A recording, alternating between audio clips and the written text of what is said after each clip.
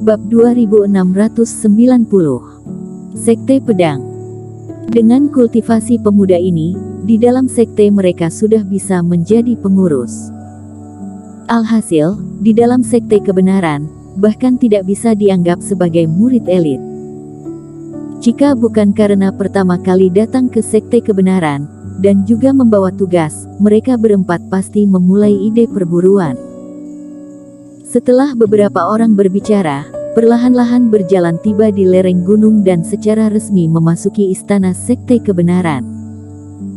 Berjalan beberapa langkah, melewati hutan pegunungan, gedung-gedung sekte kebenaran langsung terekspos di depan semua orang.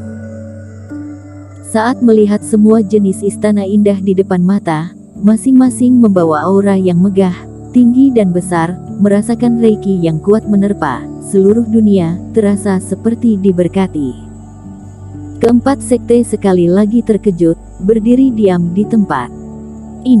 Apakah ini benar-benar perkumpulan dua klan sebelumnya? Juru tulis itu hampir menggigit lidahnya, wanita tua dan pria tua itu juga tertegun. Fabio Zhang juga memiliki firasat yang tidak baik. Ini tidak benar. Berita yang dibawakan oleh bawahan yang mereka kirim sebelumnya benar-benar berbeda. Reiki yang begitu kuat, tidak ada tanda-tanda bahwa jalur roh akan segera mengering. Pembangunan berbagai istana yang megah dan kokoh tidak kalah dengan sekte pedang terkuat di seluruh punggungan awan ungu. Dan di sekitarnya, ada beberapa gedung sekte kebenaran yang tampak seperti tidak ingin dilihat orang luar, tersembunyi dalam kabut putih yang tebal.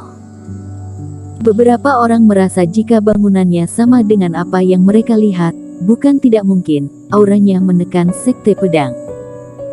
Apakah ini tempat yang hancur, kacau dan terbengkalai, yang terdengar dari berita itu? Hati keempat ketua sekte semuanya kejang-kejang, ingin sekali rasanya menamparkan orang yang dikirim itu sampai mati. Pada saat ini, mereka berempat benar-benar dikejutkan oleh berbagai adegan yang tak terduga. Namun, apa yang membuat mereka lebih mati rasa, masih ada di belakang. Beberapa orang berjalan menuju ke dalam lokasi bangunan, kultivator di sekte kebenaran terus melintas di sekitar. Sepertinya sebagian pembangunan internal istana belum selesai. Setiap kali seorang kultivator fase penilaian melintas, kultivator muda itu akan berhenti untuk menyapa dengan hormat, dan tampak sangat mengenal satu sama lain. Tapi yang paling menarik perhatian dari keempat orang ini adalah kultivator terbang ke sana dan kemari. Kultivator dengan kultivasi fase penilaian, tidak pernah berhenti.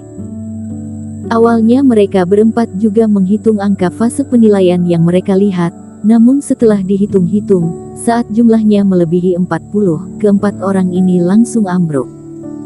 Buat apa hitung luck? 4 sekte mereka jika digabungkan, paling hanya ada 40 lebih fase penilaian, dan alhasil, sekarang menyadari ada lebih dari 40 fase penilaian.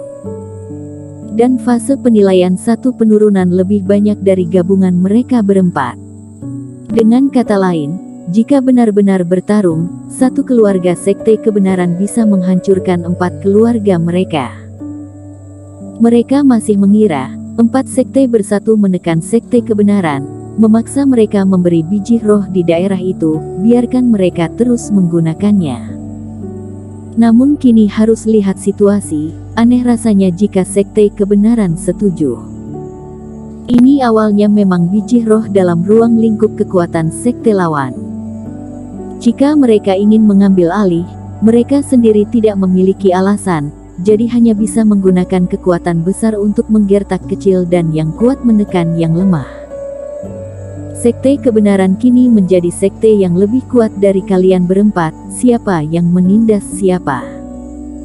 Sepanjang jalan kemari, melihat pemandangan ini, suasana hati mereka berempat menjadi semakin berat.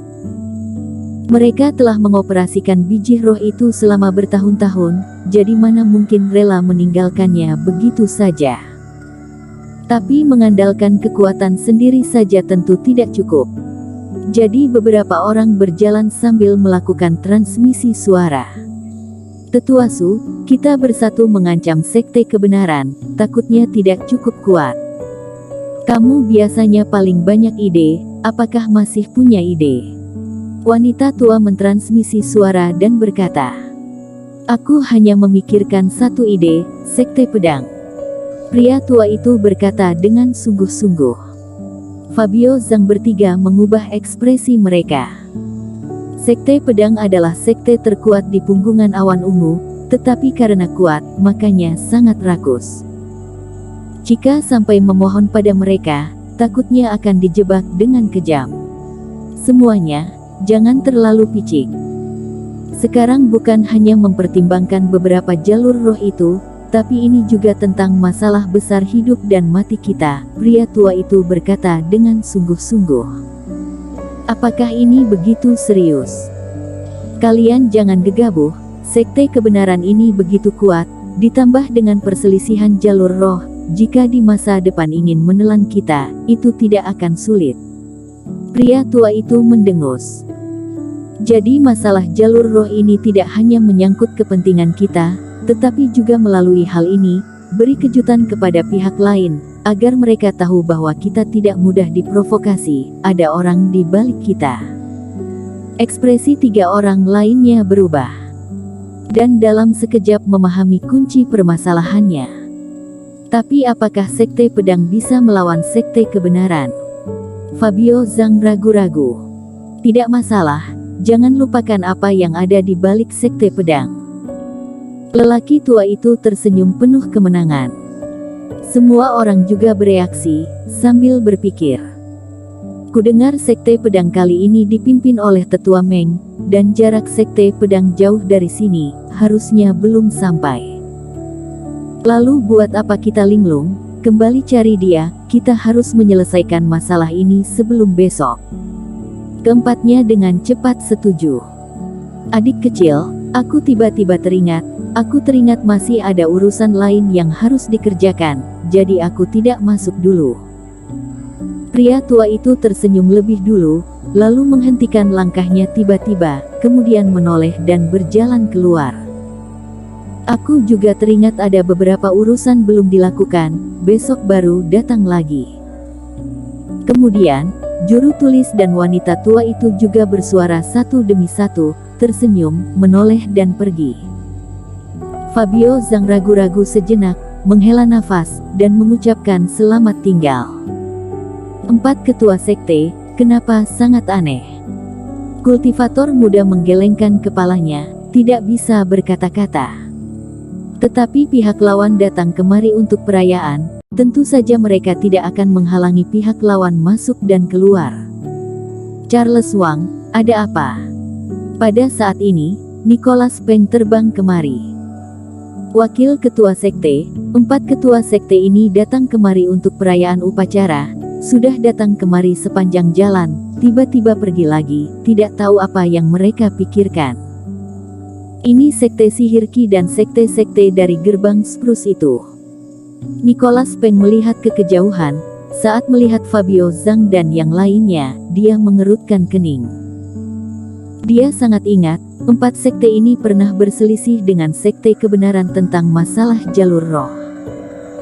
Keempat sekte ini berkumpul dan datang bersama, kemudian pergi bersama tiba-tiba, mungkin tidak ada hal yang baik.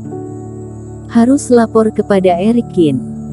Nicholas Peng menoleh, kembali ke aula utama ketua sekte. Saat ini, Eric Qin juga baru saja bangun dari pelatihannya. Dia menghela napas panjang, meskipun ekspresinya sedikit lelah, matanya penuh kegembiraan. Dalam 10 hari terakhir, sebagian besar waktu dihabiskan dalam kultivasi, dan latihan utama adalah 2 teknik abis. Dan butuh waktu hampir 4 bulan untuk diletakkan di dalam ruang pemurnian obat. Waktu yang begitu lama, tenggelam dalam pelatihan keras darah iblis monster, Eric Qin tidak hanya berhasil mengaktifkan lubang ilahi ke-10, tetapi juga menerobos ke dalam serangan tangan abis. Dirinya juga mencoba beberapa kali di ruang pemurnian obat, keduanya bekerja sama, dan itu benar-benar mencapai keterampilan sihir tingkat keempat. Artinya selain teknik Longwu, kini memiliki ilmu sihir tingkat keempat. Perilaku sekte sihir Ki berempat memang aneh. Merasakan kedatangan Nicholas Peng, membiarkan dia masuk ke dalam ruangan. Lalu setelah mendengar penuturan Nicholas Peng, Eric Kin pun ikut mencibir. Keempat sekte ini datang bersama sehari lebih awal, dan kemudian pergi bersama tiba-tiba. Motifnya jelas tidak sederhana.